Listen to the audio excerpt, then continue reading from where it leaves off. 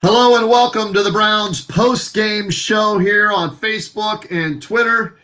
And I'm exhausted for a number of reasons, and I'll tell you about those in a second. But obviously the biggest reason is the Browns coming up just short in this AFC divisional playoff game at Kansas City. 22-17 is the final. We'll give you the numbers down below me there on the scroll across the screen. And a tough loss, and we're going to dissect it here today with some special guests. We're going to dissect it all week long, I'm sure, on the Kenny and JT show on News Talk 1480 WHBC, Monday through Friday, 3 to 7. We'll probably dissect it for the next 1, 2, 3 months, the entire offseason. Just a hell of a game, first of all, an exciting game to watch. So many storylines, missed field goals, missed extra points, an injury to the greatest player playing in the NFL right now. Chad Henne, the backup, Andy Reid, king-size cojones. I thought he was nuts. Just an unbelievable game. The Browns, kudos to Kevin Stefanski and the Cleveland Browns. A tip of the cap to the guys. They were down 19-3. They were down 19-3. I wrote it down. Browns 19-3 in the third quarter. Mayfield throws the pick. Could have been the season right then and there. But the defense rose up, forced a field goal, doink. They missed the field goal. Browns go down and score. All of a sudden, it's a ball game. Momentum switches, 19-10. Oh, next thing you know, it's 22-17. Mahomes is out. Browns get the ball back. Unfortunately, couldn't do anything with it. Had to punt. We'll debate that, right?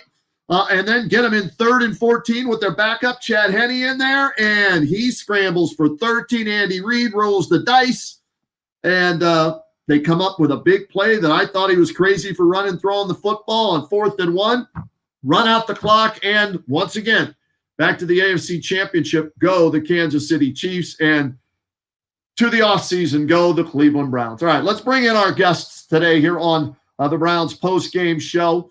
This guy is our draft guru, has been for many, many years, the best in the business. I've always said it. Forget Mel Kiper and Todd. Not forget them. They do a nice job, but not like this guy and his team do at the Ourlads Scouting Service. Dan Shanka joining us here today to talk about this one, break it down from ourlads.com. And Dan, Happy New Year. Thanks for coming on with us. I see the TVs in the background, so you have to watch this one. Just give me your initial thoughts on this game here today. Well, if ifs and buts were candy and nuts, we'd all have a Merry Christmas, you know.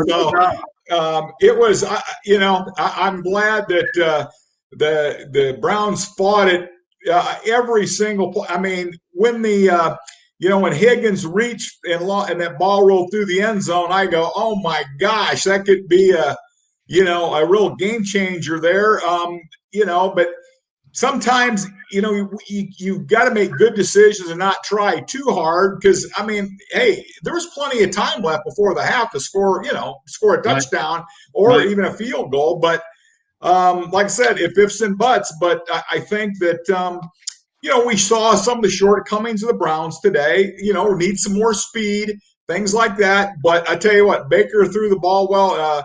The guys were – how about Hooper's great catch there on that fourth one? I mean, the guys came up with some big plays when they needed to, and but today it was just a dollar short, and but you cannot fault the great effort the guys put out. Hey, Hance playing left tackle there, right. And I tell you what, big Chris Jones took advantage of that a little bit, but so there's a lot of good things about the guys on both offense and defense and the kicking game. Yeah, your point to the Higgins catch there, if he just goes out of bounds, they score. It's 16-10 maybe at the half. Instead, it's 19-3, so huge swing there. And we'll get into that a little later with some of the decisions Stefanski made down the stretch and everything. We don't know how serious the injury is to Patrick Mahomes. We know it's a concussion. Will he be able to play next week? We'll have to wait and see. But just real quick, and I want to get to Eddie McClintock, who's with us from Hollywood, California. Chad Henne, Andy Reid, I give him credit. I thought he was nuts, Dan Shanka. I thought he was crazy throwing the ball like he did. They throw the interception in the end zone. I laughed. They throw and get sacked 3rd and 14, but then on 4th down and 1, instead of the QB sneak or just maybe punting the football, he throws the ball. I mean, you got to give Andy credit, don't you? Yeah, you do. And but in fairness, he ran that West Coast offense so much.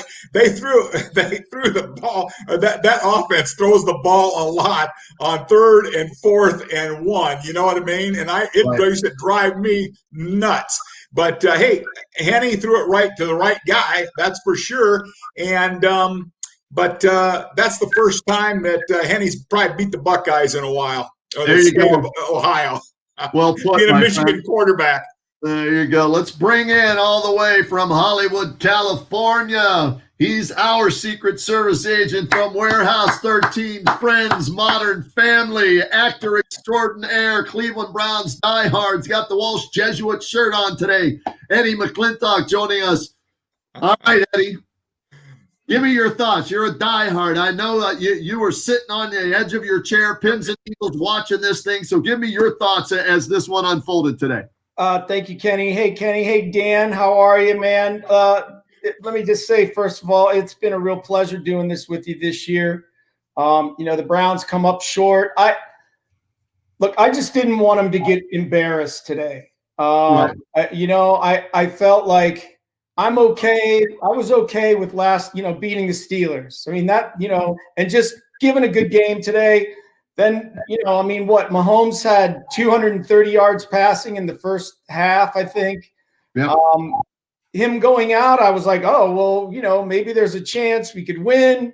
I kept my expectations very low for this game.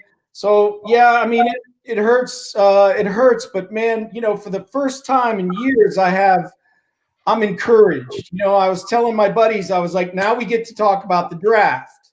Right. The play with Higgins before the end of the half. I mean, a huge complexion changer. And then the obvious targeting call.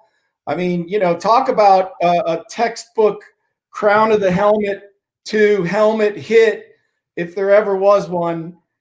There it was, but like Dan said, if its and buts were candy and nuts, we'd all be, whatever. Celebrating Christmas, Hanukkah, New Have a Year, Merry and Christmas. Yeah, right. It's tough, but again, like Dan said, man, we played hard. We knew our defense is not good. Okay, we knew our defense is not good. I got to hand it to Myles Garrett hanging in there despite being injured and still just seemed off still from COVID. I don't know if he seems 100%. Right. My hat's off to the Browns. Thank you to the Cleveland Browns for giving us the season that they did. Yeah, and that's the thing. It's going to sting now. But once you look back on the entirety of this season, it's going to be remembered, I think, as a building block, Dan Shanka, for the future. Don't you? This is the one where and I always say this, you got to crawl before you walk before you run before you jump. Well, they went from crawling to walking right now, and they're trending upward, aren't they, Dan Shanka? Oh, absolutely. I think, I've been, I watch the Browns every week now. I mean, I'm a big fan since they drafted, Baker Mayfield. Of You course, called that one. You hit the nail on the head with that one. Again, tip of the cap to you. And then of course, I go way back. I mean, with Jimmy Brown and Paul Warfield and all that. So, I mean, I've come back around because I have 32 favorites because I work for 32 teams, but the Browns are always on one of my screens, and I'm happy to see, there's some shortcomings. You need some more juice on offense and they need to get that speed. I mean, that was very evident with what Kansas City did, but with their speed guys, but I think that, everything, hey, the running backs, you have to absolutely love how mean and angry Hunt ran. You gave him the ball and he was just torrid. I mean, he wanted to rip somebody's head off and say, hey, Kansas City, you should never cut me, But and then Chubb, dropped a few balls. Now, and one thing is a receiver, you have to expect a bad ball. Okay, they're not going to be perfect every time. You got to catch, you got to catch the bad balls and keep drives going and things. But you can nitpick a lot of stuff. But I'll tell you, you're right. This is a building block, and I think it's a full speed ahead for the Browns. And Eddie, how excited are you for the upcoming draft? And Dan will be on the Kenny and JT show leading up to it to tell us who the Browns should take at about 25, 26, 27, wherever they're at, and what's coming back and the money they have to spend, Eddie, and some of the injured players that are coming back like Greedy Williams and Grant Delpit. Well, I think first of all, I'll be listening and watching to that because I'm like I said, I'm interested in what they're going to do in the draft. It'll be interesting to see if Odell stays on the team. He sent out a tweet the other day and said referred to the Browns as they instead of we, and that sent up a lot of right. That perked up a lot of ears. So. The possibility that opens up more money, and they could also trade up. We never know if they'll stay at, what did you say, 26, 23? We don't know, Dan. Do we know exactly or whereabouts? Right in that ballpark. Yeah, okay. Right in the ballpark, right there. How things finish up. Right. So like you just said, we'll get to see. Maybe Greedy will pan out, Grant Delpit, then we won't have to rely on, we can focus, on another part of the defense for that. I think we need to really think about our linebacking core, our inside guys. Okay. I was a little, the drops by Chubb today, everybody makes a few drops, but I don't know. I thought he was slipping a lot, maybe maybe that had something to do with it. I want to get to whether or not Stefanski used the bats enough today with you guys. So hold on to that thought. Okay. But my radio partner, I just sent out his evite, and now he's going to join the Browns post-game show. Let's bring in JT to join the conversation with Dan Schonke, Eddie McClintock, Kenny Rhoda, along with my radio partner now, Jeff Turk, JT. All right, we had Dan and Eddie give us their first reaction to it. What is yours now that the Browns have fallen 22-17 to the Chiefs and the season comes to an end? Great season, first and foremost. But now, for me anyway, we've got the drive, we've got the fumble, and now we've got the spear. Terrible officiating. A couple of plays go your way. Maybe you win that game. You don't fumble the ball. We talked about, securing the ball, not turning it over. You score a touchdown at the end of the first half, and then it makes sense to defer to the opening kickoff like we always do. It would have worked out perfectly because you would have scored at the end of the first half. You would have got the ball back, and even the interception didn't come back to haunt you on that opening drive. You would have outscored, you would have outpointed, you would have won that game, and it's another one that just slipped through. But I got to say this. If you'd have told me at week one when we got blown out by the Ravens that we'd be talking about a divisional title with, everything on the line, I didn't see it coming. So moving forward, I saw the email, Kenny, that you sent me yesterday, and I'm ready to break into it, man, because we need help on the defensive line, and we need, in my opinion, help at wide receiver. Okay.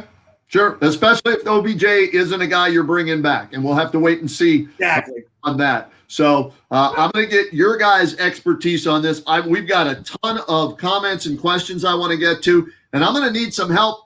As I told Dan off the air, JT and Eddie, my washer hose came undone while we were washing clothes today. So I had a flood of about 3 inches in my laundry room, my bathroom, the living room, and the office that I'm in, and that's why I haven't had time to put anything up here. So I'm literally watching the game, sucking up water with a vacuum over here.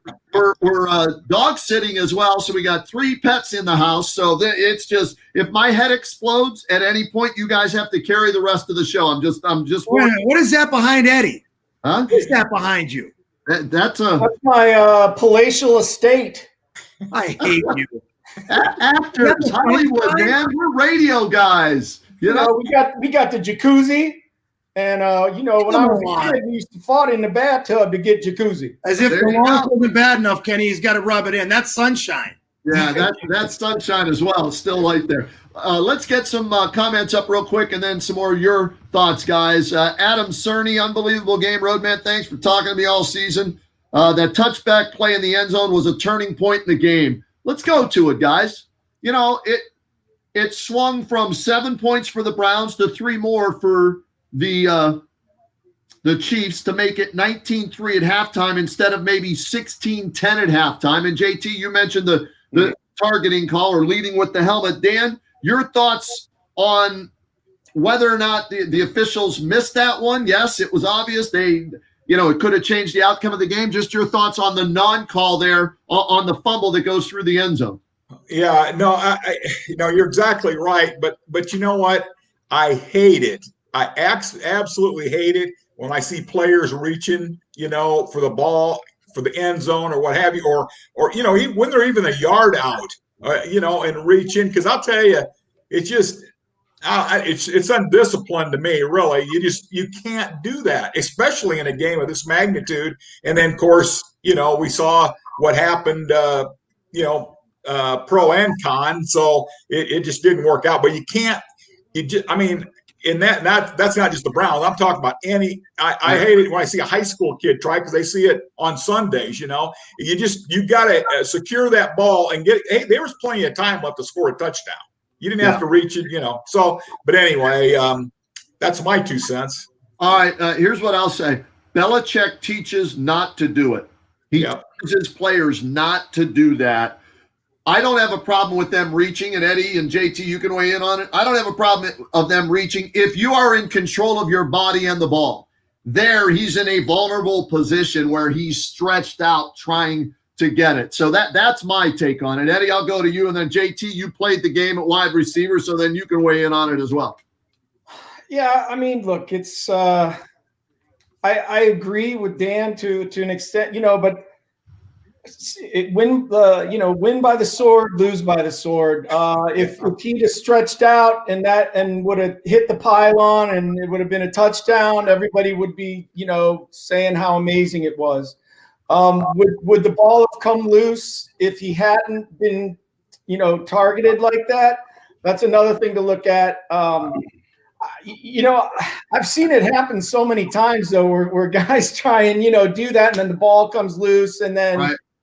So, and again, like Dan said, there was plenty of time left on the clock for him to make the safe play, use his body, protect the ball. But that's what we learned above everything is protect the ball, right? Yeah. What I was playing. So,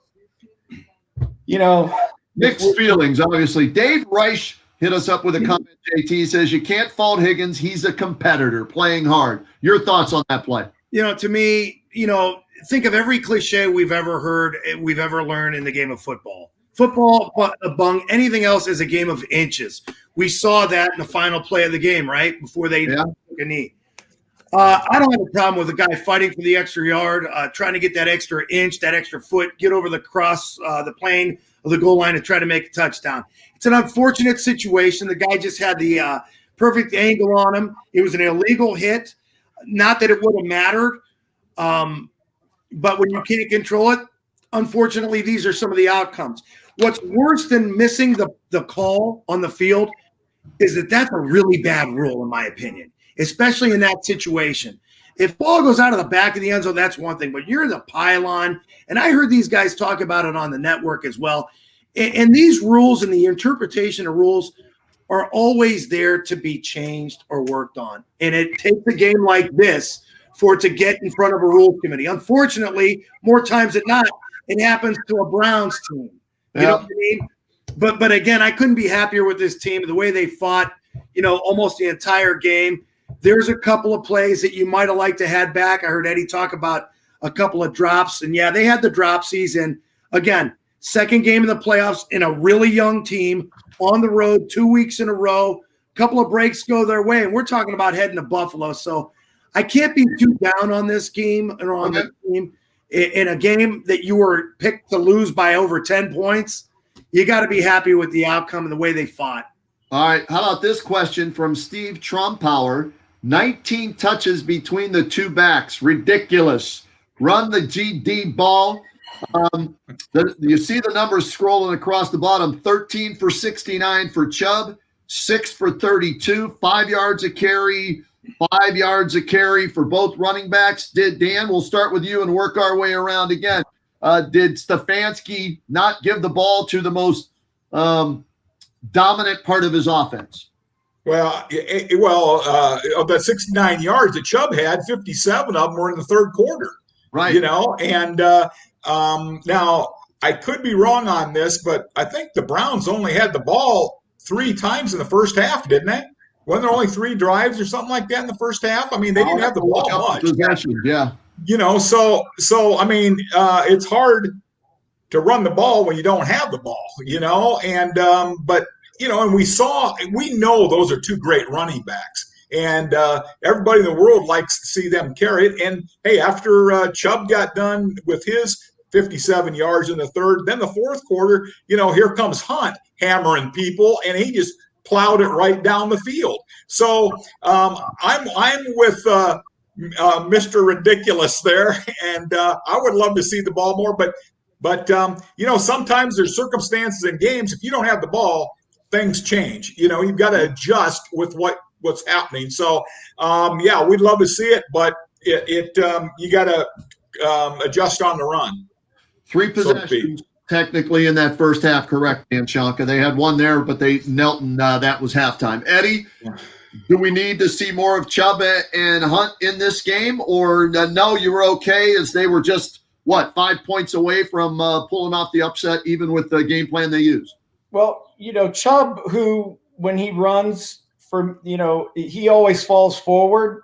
At least that's been the way he's run the ball this year. I just didn't see that happening. I don't know. Like I said, I don't know if maybe he was slipping a lot. I would have, the way that Hunt was running and the ferocity that he was running with and the chip on his shoulder that he was bringing to that game, easy to second guess, but I would have liked to have seen him, run Hunt more. All right. And use Chubb as a decoy or whatever. JT?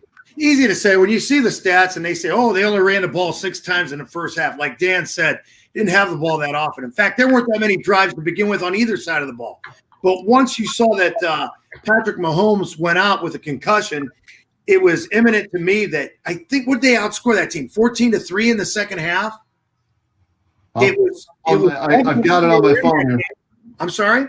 Go ahead. I got it on my phone. I'll look at it. Yeah, 14-3 in the second half, you outscore that team. So as much as you want to second guess the game plan, it was there and it was working to a T. A couple of things come back to haunt you. You just ran out of time for the most part. But, I mean, when you had the opportunity, the thing that I didn't like was that last drive that the Browns had. If I'm going to second guess any of the play calling, it's for me at about the 5:17 mark. You got the ball back. To me, that's Dan Shanka. Tell me I'm wrong. 5 minutes and 17 seconds left in your season. You win and you advance. You lose, you go home. To me, when they punted with 4 minutes to go, I'm like, you had already gone for a 4th and short and you converted. Now you're going to punt the ball. And I know it was 4th and long, but to me, I'd rather take a chance with my offense than have to rely on that defense.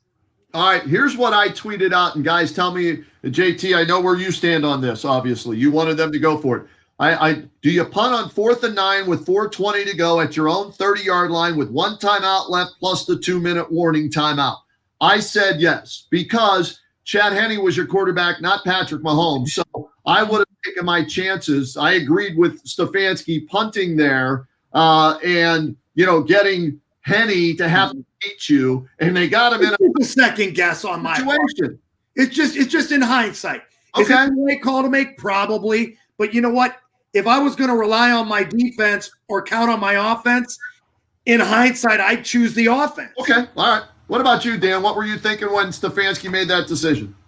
No, I mean, personally, when I coached, I was dumb and I'd always go for it, and that's probably why I was about 30-29-1 as a head coach, in college. But But I just I'm a little bit more aggressive. Of course, I like an aggressive guy like Mayfield, but sometimes you can't always pull the rabbit out of a hat, And frankly, it would have worked out if Henny didn't get that 13-yard run late. He came out around the pocket, and I want to tell you something. That's the longest run Henny's had since he was at Michigan. You know what I mean? And I would have bet. They played the percentages, and hey, it didn't work out that time. But because he made two great plays at the end, he had the run and he had the throw to Hill. So that's the way it goes.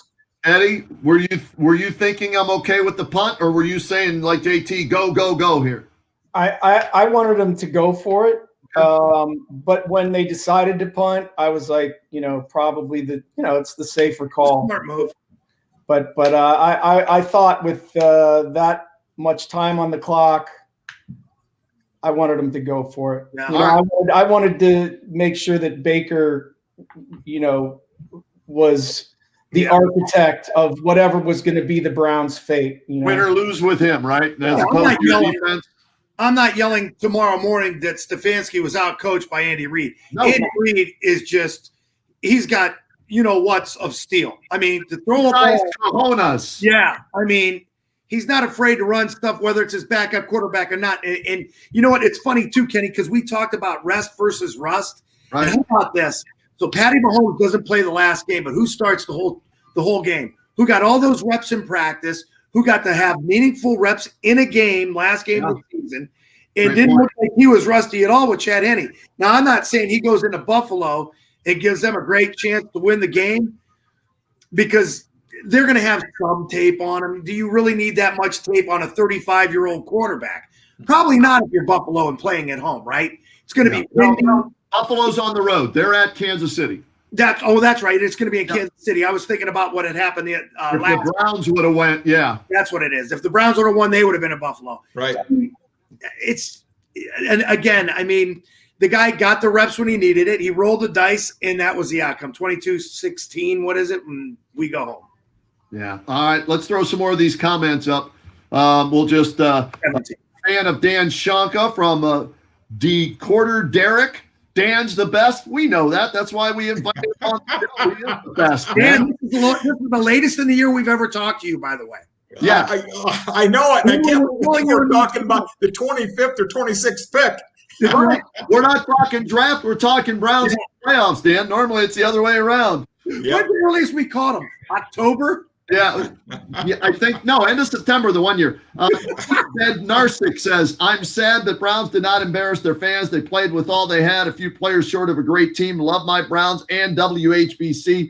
Thank you, Connie. We love you too for listening to us and joining us on the post-game show. Let's see here. David R. Shipe 1. Sad about the loss, but the future is bright. Need better linebackers and DBs. I think we're all nodding our head, and that's probably where help wouldn't be bad. Here's another one. Let's throw it up there. Joseph Todd. It was a heartbreaker, but I can say we had a pretty exciting season. Yes, 12-6, a playoff win and a tough playoff loss. So from that standpoint, a very exciting season. We get more comments here on the linebackers. Here we go. This is from Timmy Offener. He says, how did Hunt not have a touch? I didn't realize this. He didn't touch the ball, I guess, according to Timmy, at all in the first half. Is that, guys, I didn't even recognize. I think he had an incompletion. What's that? I think he had an incomplete pass, but all right. But that doesn't count. I didn't realize that because I was too busy dealing with a flood in my bathroom. Yeah, and they had 3 drives, Kenny, and they came away with 3 points. There's a lot of guys that didn't have a lot of touches in that first half. Okay. All right. Let's see here. This is going to be talked about for a while. Targeting, laugh out loud, NC Walters. I know it's one that's going to be, debated and talked about. And I'm sure Sports Center tonight and everything along those lines. And here's George Earhart weighing in on that. Sorry for covering you two up, guys, at the bottom of the screen. Yeah. The fumble through the end zone for the touchback, the non-challenge catch where the ball rolled on the ground and the defense not playing, those all could have changed the game. Overall, the Browns showed they can compete. And that's the thing I will take away from this, guys. All right? Remember, JT, and Eddie and Dan, we would always talk about how far away the Browns are. Oh, it's light years. They're light years away from winning the division. From that team especially. Yeah, making the playoffs, multiple light years away from being a serious contender for a Super Bowl. But Dan, going into next year, this is a team people are going to be talking about now as a AFC North contender, right? And an AFC contender, aren't they? Oh, absolutely. There's no question about it, because I think that, like I say, we linebackers, some defensive backs, and a little more rare speed on offense. You know, get the and defensive backs are going to have to be able to run, because somebody's got to cover Hill. You know what I mean? Because they're going to see Kansas City. Everything's going to go through Kansas City as long as Mahomes is there. So we got to match up with that juice, you know. And but no, I think that I'm super encouraged by everything I've seen. Like you said, Stefanski ought to be coach of the year. Yeah. I'm with you on that. How about this one? Eddie, you brought it up. What do you think about this one? Odell back next year. What's Lucy? Lucy, is that a yes or is that Lucy? Lucy's upstairs. Lucy's going to say okay, and what was that? Was that a yes on Odell bark, or was that a no on Odell bark? Because it is the dog pound. So what was that bark? That's a no. Okay, a no. They trade him, guys. Is he? Do they deal him, or because he's coming off an injury, he's not as tradable? Eddie, what do you think? You know, I don't really know that much about that facet of it, other than you know, I just think he just is too much. He's too high maintenance, man. You know, God love him. You know, I think he'll hopefully do great somewhere else. But let's get somebody else in there. I'm with you. I think it wasn't a coincidence that Baker threw less interceptions, Dan Shanka, when he wasn't trying to force the ball to OBJ and they were a better team. I don't know. Am I crazy on that, Dan? No, you're not. I'm with Eddie, you know, and TJ 100%, because I mean, it's about the Browns. It's not about Odell, you know, and he's never going to get that through his head. He was like that at the Giants. He was like that at LSU. So I think, hey, we'll see what kind of deals can be made, but I would send him out of there and head on down the road. JT, I agree with you. We agree and disagree on this. I think they're better without OBJ, but I agree with you that they need speed to take the top off the defense, right? Absolutely. Yeah. And his price tag's over $15 million. So it's not like the basketball situation where you got to trade money for money in order to move a guy. But with like what Dan said, with off the field issues and now injuries, I don't know the last time he's maybe 2015 since he's really had one full season of no injuries. Even though he played every game last year, he had that sports hernia. So he can't stay healthy. They're paying him too much. But at the same time, I was watching videos of him yesterday. You know, he's in rehab already. You got to have more speed at the wideout. If it's Odell Beckham Jr. and he's not acting up, remember this too. We've never really seen him on a good team.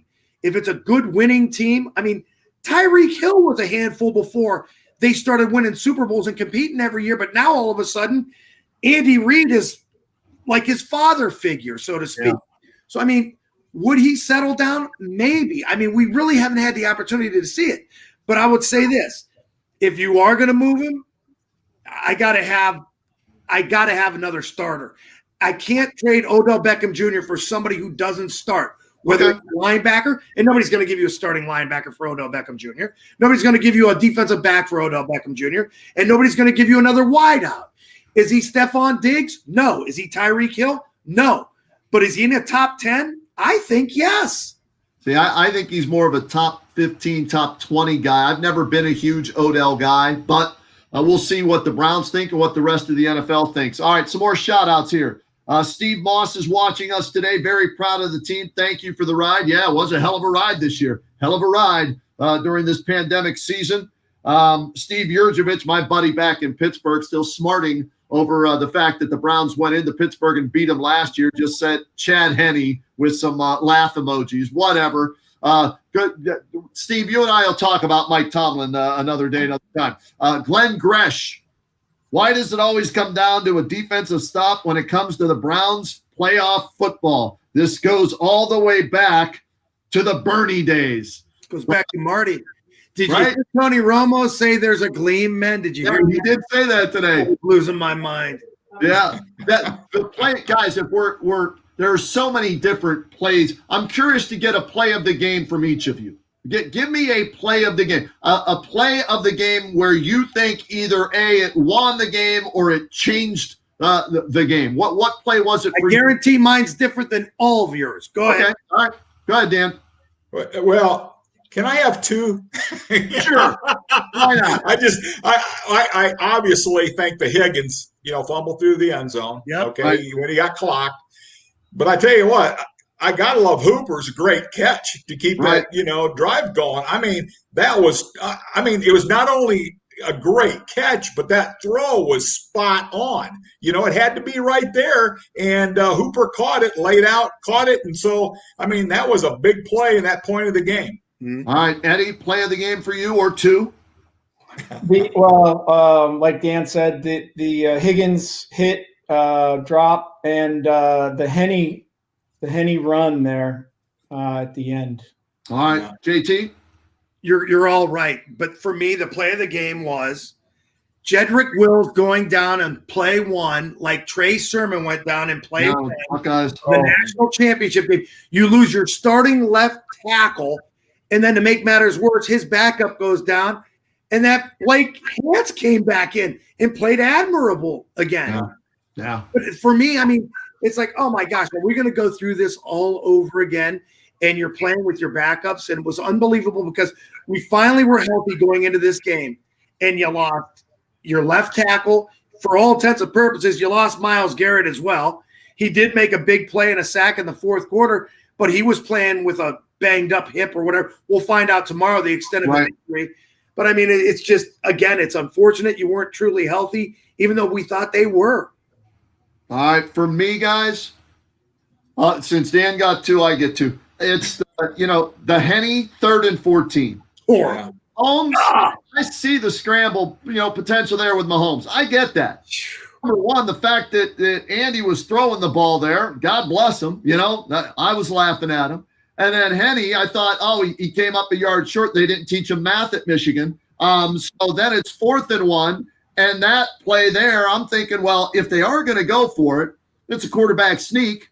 They line up in the shotgun. Then I'm thinking, they're just going to try and draw them off sides. They're going to punt the ball. And they snap it to him, and then they're throwing the ball. And I'm like, and they got the first down. Like you said, Dan Schonke, it's for them, that 4th and 1 play, that play is like a running play for them in that West Coast offense. Right, Dan? Yes, sir. Yep. That's like, that's a long handoff. Yeah, that to them. Vic Price hitting us up, checking us out on the post-game show. Proud of our boys, a learning lesson for them. Playoff football is new to the coaching staff all the way down to the players. Fair point. John Sherwood, this sure beats where we were 3 years ago. Yeah, get ready for an 0-16 parade. Remember that? Great effort today. Thanks, John. Bill Blystone Jr., this reminds me of 85 after losing to the Dolphins, then 86 and 87 back in the conference championship. Hey, building block, as we talked about earlier on the show, Billy. Let's hope that is indeed the case.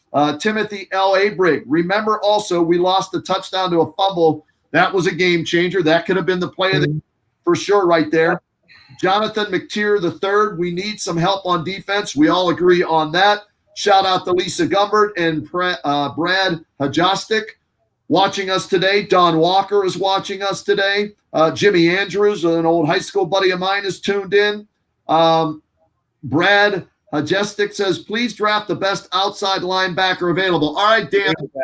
I agree with that. Who is that guy? And might he still be there in the 20s or no? Well, I tell you, it depends how crazy they are going for quarterbacks that can't play. There's going to be a few of those taken, and defensive backs, with an offensive line, they'll push guys, they'll push linebackers down. But, it scares me because this guy didn't play this year. But he's a great linebacker, Micah Parsons out of Penn State. Okay. He's tremendous, and he's a sideline-to-sideline guy. He can cover. To me, what you're looking for, you got to have linebackers now that can cover. They've got it. That's number one thing. They've got to be able to cover. And now Micah, is probably a top 10 guy. But hey, I mean, I've seen before Jonathan Allen from Alabama, who I thought was just a war dog, end up sliding to 11 from a top 3 spot. Okay. But he's the best total cover linebacker out there. But again, he didn't play this year, so that always scares me. He might weigh 340 pounds right now. I don't know because I haven't seen him. Great point. But Micah Parsons is one of the best. Or could that help the Browns since he didn't play and he falls to them potentially, right? You take a shot as player. That's another way of looking at it. Absolutely. All right. Yeah, these guys are set up, Dan. How's it going to affect the draft? I'm sorry, I didn't hear you, JT. Guys that opted out. Oh. How much do you think it'll affect the draft, especially in the first round? I tell you what, it's like Baskin Robbins. What is it? 32 flavors or 30? And we'll say 32 right now. It's at 33. Every team's going to look at this different, and the combine now you probably heard is going to be different than it has been. So there's a lot of variables going on. If people did their homework, of course, everything's going to be off of last year's film on these opt-out guys because there's a lot of good defensive backs. There's some really good defensive linemen and the linebackers. So we're going to have to see. Now, some teams will say, hey, I'll go to the next guy, our next Grady guy, and I won't take him. Other people, hey, they throw the dice and say, hey, I might only be here 3 years, and I want the best guy, it's available on our board, and it might be Micah Parsons. There won't be any of those all-star games. They're all canceled, right? Well, no, I tell you right now, there's a couple little ones out there that I don't know how they could even play, to be honest with you. And then, of course, Senior Bowl is still in the mix. Okay, they're still, and I really don't know how they're doing it. Now I know the East-West is, because I'm tied in with that. It's virtual. The coaches are going to talk to the players for an hour or so each day, or something like that. And then same way with the NFLPA game. So. But there are some of the smaller ones where some of the smaller college guys are going to get exposure, and hopefully not in a negative way with COVID, Right. So, but the Senior Bowl right now, as of us talking, is a full go. All right, very good. Hey, Mark Galauner, JT, a fraternity brother of ours, VTL out today. Bob Zielinski's watching us. My cousin Jimmy Bosman back in Springdale, Pennsylvania, tuning us in. Timothy Eibel is watching us. Rob Starr, what's up, Rob? Is checking out the Browns post-game show. So are John Grzansnik and Eric Hunt. Craig Easterday and his wife Deb are watching us, as he always does. Thanks, Craig. Appreciate that. Scotty Merck's Ticket Agency, tuning in today. We get more questions here. Jay Brown says, why did they not play Hunt more and on the last drive? Is that I don't know, guys. I on the last drive. He caught the last screen pass. That's what I thought. They did use him, but maybe not. He only caught, how many passes did? The question is, when they went to 8 guys in the box, they went to 9 guys in the box, they would drop one into coverage. They stayed in a zone coverage. Dan, why run those screen passes there? Why not try to take a shot in the middle of the field? Yeah, no, you're exactly right. I was thinking the same thing because, they had those. You saw the one. Hey, they're suffocating those backs in the screen, okay, the defense, the Kansas City defense. So, and then behind them, here's wide open territory. The zones are wide open. There's big voids and cavities in the zone. And so you've got to attack that. And I don't know if they were concerned because you saw pressure from Chris Jones on Hans's side. And I don't know if they just thought that, hey, we're going to try to fool them a little bit as opposed to we're not going to have time to get it down the field. Because we don't have enough speed. We can't get guys into the middle of the field. We're not fast enough. Right. Just big. You got some big targets like Higgins, but not not the speed guys that you got to get in there. Eddie, we always talk about turnovers, right? Here's a stat for you, and I hate to give it, but it seems to reflect today's game. Browns this year were 11-0, Eddie McClintock, when they won the turnover battle or were even. They're 1-6, including today, when they lose the turnover battle, as they lose it today 2-1. And as you mentioned, that huge one there with the fumble through the end zone and everything. Yeah, you played the game. turnovers. Why is it so? I mean, that stat stands out, I think, more than any stat in football, the turnover stat, don't you? Yeah, you again protect the football, and another thing that Baker had been, really had been great at since he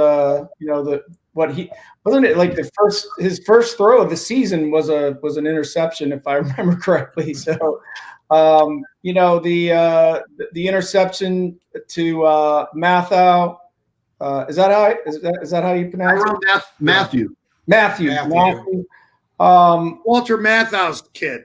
Yeah, there you go. That's all you know is Hollywood. Hey, I'm a Hollywood guy. What do I know? Matthew, yes, the honey badger. Yeah, I mean, that's what we've learned since midget league. Turnovers. Without question. Paul J. Go ahead. You lose the turnover battle, and you're fighting an uphill game. Right along those lines, Eddie McClintock, Craig Easterday, too many mistakes in the first half. Higgins needs to know how much time is left on the clock, what Dan pointed out earlier in the show. Second half was much better. Every time we tried to run wide, we weren't effective. Quick hitting plays were effective. Thanks for the exciting year. I agree with you, Craig Easterday, on that. Paul J. Cray, what's up, Paul? Tom Cassidy watching us, Shannon Mayer. What about, guys, the lack of a pass rush until late in the game when it was Henny? How much, Dan Shunkel, we'll start with you and work our way around. How much did they miss Olivier Vernon today? I think a lot, because what if he didn't make the play, he pressed it to the other side, where Garrett could get there. But I think Eddie might have mentioned this earlier too, or maybe it was JT, but I'm not so sure he didn't tear something in his core, and because he was hindered, and so he really didn't have anybody. When he was out, then you didn't have Vernon on the other side. So, but no, that definitely hurt, and definitely need another pass rusher. But bad news, guys, there's not a lot of them out there unless you're going to, bring there's those not rare. There's a few 270 pounders out there, but most of them are going to be that 255 range. So there's not any of those big monsters that can come off and get their hands up in this draft. Eddie, before you answer that, I do have quick shout outs here to Ross Arcuri, listening to me, I think back in Oakmont, Pennsylvania, an old adversary of mine from Riverview High School in basketball. I'm still pissed at you, Ross. I know high school and haunts me to this day. Pete Michael, another Baldwin Wallace guy, a friend of ours, JT, comedian, actor, Eddie. Pete Michael does a lot of voiceover work, actor in New York City. Is watching. Can you help me out? I'm going to put you in touch with him. Seriously, remind me. Help a brother out. You guys, we're going to get you two in touch with each other. You'll love Pete and he'll love you. So he says Kareem Hunt should have been used much more in the first half, especially being back in KC. So, Eddie, let me go. Instead of the pass rush, let me go to you on that one. Hunt, I'm going to Kansas City, here I come. Yeah. I agree. But again, it's easy to second guess. I don't want to second guess Stefanski, but like you said, Hunt was running with a chip on his shoulder, and so give it to the angry guy and see what he can do. Yeah. Especially because Chubb, especially on first down. When they were throwing on first down in the fourth quarter, I was ready to throw something through my television. They were having on the ground. Yeah, no, I hear you, man. I hear you loud. I want to take a stab at your question about Olivier Vernon. Oh, go ahead. You missed them because clearly the defensive line needs help. And when we look at this team, we said all year long we need help at linebacker and in the secondary. Well, the secondary, hopefully they're there. They just weren't able to play this year. Delpit and Greedy Williams both out all year long. Okay, hopefully they come back. They got help at the beginning of the season. They traded for Ronnie Harrison. Great acquisition. So the secondary, in my opinion, coming back next year, should they be healthy, should be pretty decent. Linebackers hard to find. They're hard to come by. But if you can get a defensive rush, you don't have to worry as much about those linebackers as we've seen by the guys that we let go. Kirksey starts for Green Bay, had a hell of a game yesterday. Schobert? Schobert, yeah. I mean, Joe Schobert, yeah. He's looking okay. He's decent because those guys can make tackles down the field. But the Olivier Vernon thing really hurt today because They didn't go with their 1. They didn't go with their 2. They went with their 3rd running back, Darrell Williams, rushed 13 times for 78 yards. If my math is right, that's 6 yards a crack. Now, granted, he didn't run the ball 20, 25 times either, but the thing is, when he did run it, they had success. Right. So, I mean, if you want to second-guess Stefanski, I don't hear too many people second-guessing Andy Reid because obviously they won the game, were able to hold on. You knock out Mahomes, and like we said, with a 10-point spread in this game, anything can happen. That's why you play the games. Yeah. If Patrick Mahomes stays healthy, that game could have been a blowout. And we talked about you can't trade touchdowns for field goals. The only difference here is we didn't score at all. They're the team that were settling for field goals, and they're the ones that had to hold on to win it. Yeah, great point. Jeffrey Logan is watching us.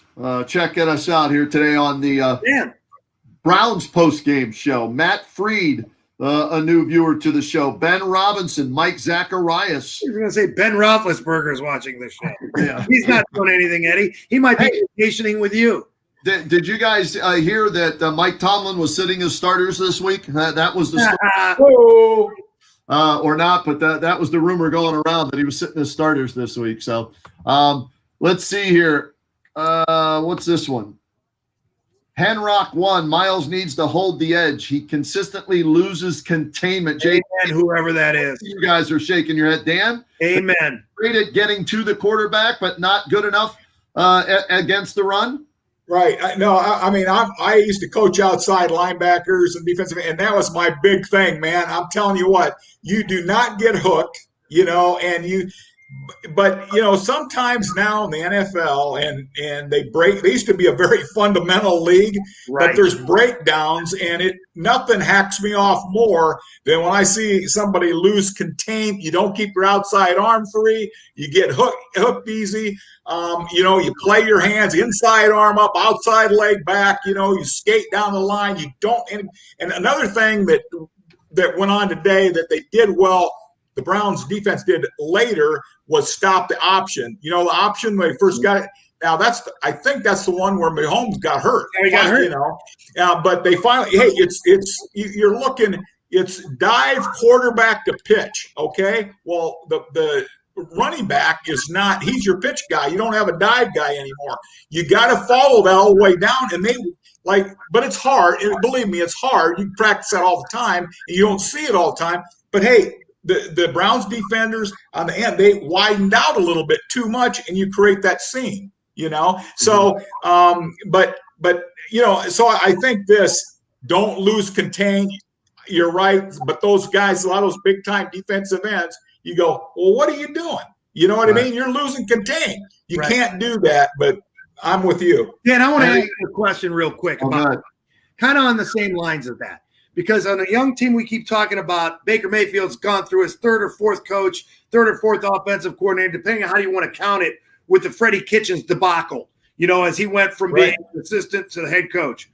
Well, couldn't the same be said about Myles Garrett, the different schemes we've run, under how many defensive coordinators he's been under? Yes. Oh, absolutely. There's no question about it. And anytime you change coaches and then you change assistant coaches, your position coach, personally, when I'm in the personnel department, I love to see that because a bunch of good players will come out of different teams. With these 7 new head coaches we got, they're going to have other guys in there, and you can pick up some good players, believe it or not. But no, you're exactly right, JT, that anytime you make a change in the coach, whether it's a personality thing or it's a scheme thing or it's a fundamental that one believes a cardinal rule more than another. Yeah, all that counts.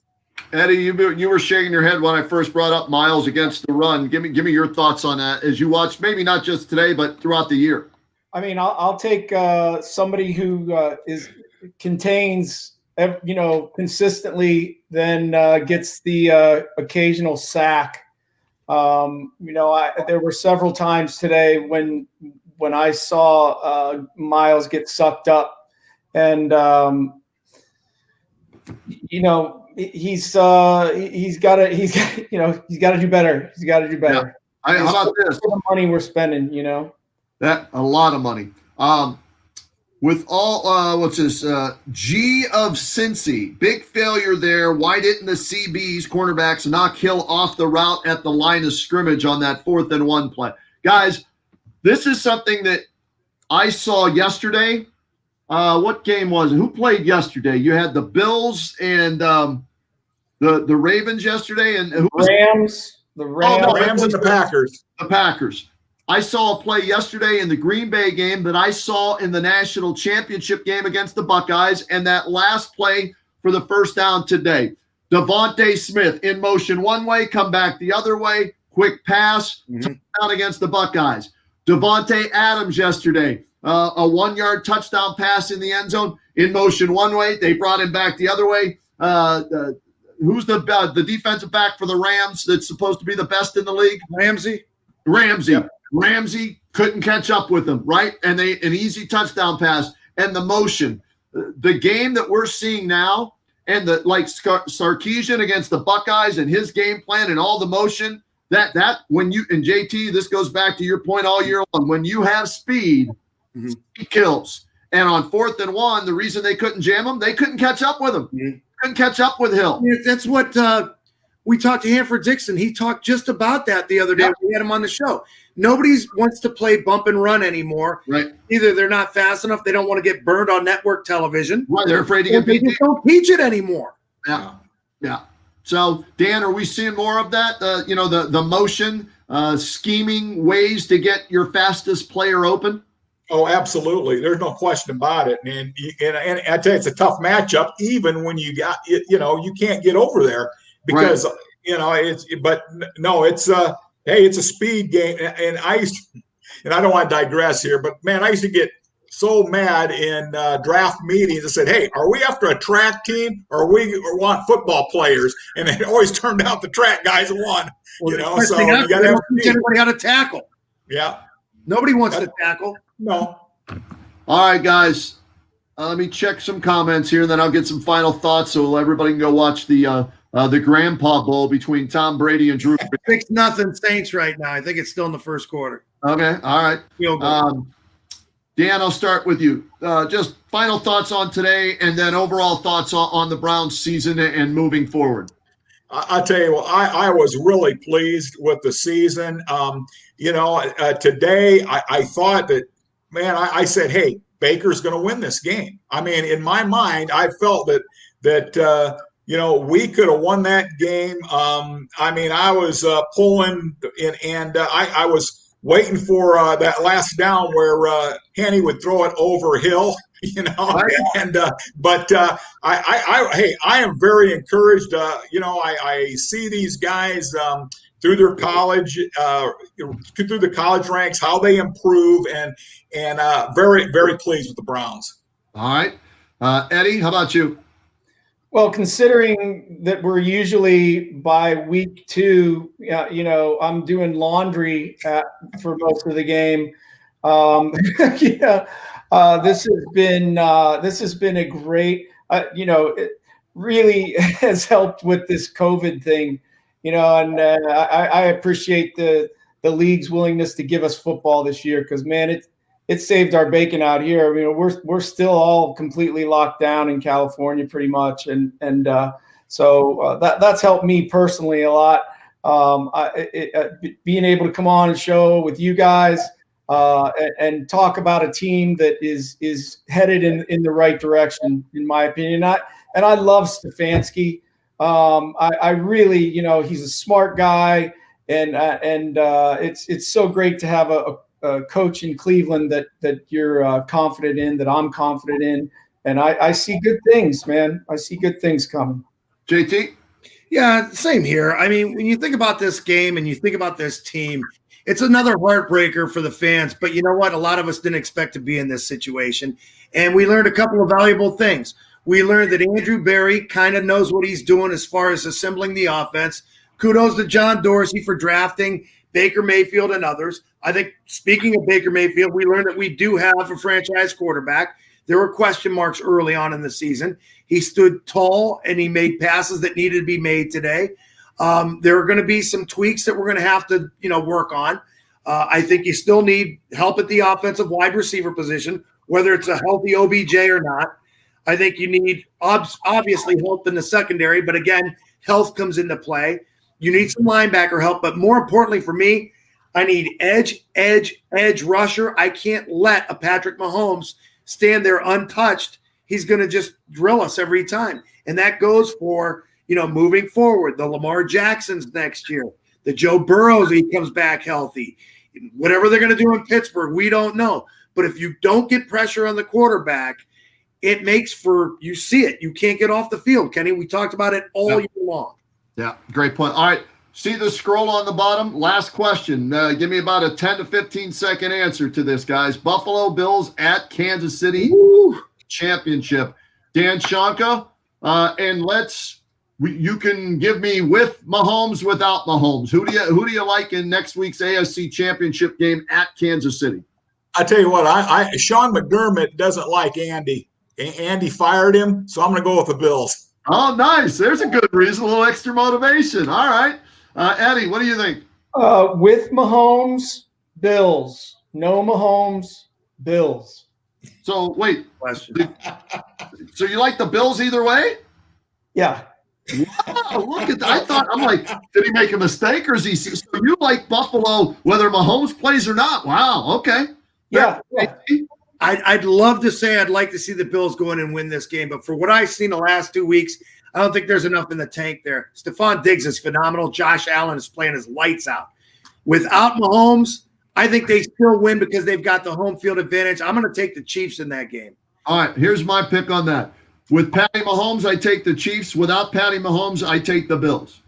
Chad Henne, come on. He made his 2 plays of the year. That's it. He's done. He's not going to do that, having to think about it all week long and prepare for it. That ain't happening against the Bills who, hey, their defense, they came up with huge plays against the Steelers with a pick 6. And then yesterday, Lamar Jackson, that pick 6, 101 yards. So if Mahomes is out, I like the Bills to get back to another Super Bowl and be 0-5 in Super Bowls and probably lose to the Saints. But we'll see how it plays out. So what is the concussion protocol? How many days is Dan, do you know what the no, I'm not sure, but I'll tell you, they've got it clear. I wanted to say it was a 10-day deal, but I'm not 100. I don't know that 100%.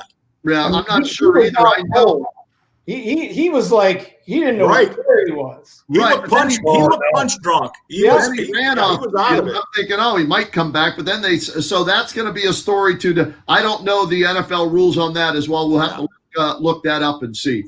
Gentlemen, it's been a blast all year long. Thanks for making time for us here on the Cleveland Browns post-game show. Dan Shanka, for you, now your work really begins. Enjoy the games, but your work continues in a big, big way, and we'll be checking in with you to see when the Browns pick and who would be the best available at that pick for the Browns in the first round, all right? Well, I'm looking forward to it. Thanks for having me on. I really appreciate it.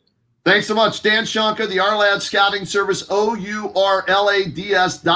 the best in the business, what is it? At OurLads_Dan on Twitter. Follow him there. Get the draft guide. He's the best in the business. Dan, we'll talk to you soon. Thanks. Thank you. Bye.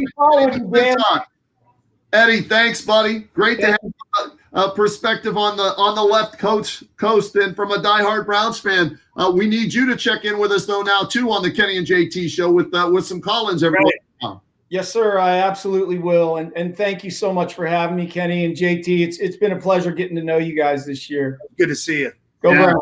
Canton's own Hollywood, California, Mr. Superstar, Eddie McClintock. He'll be back with us on the Kenny and JT show. I'm Nero's cousin, man. Yeah, there you go.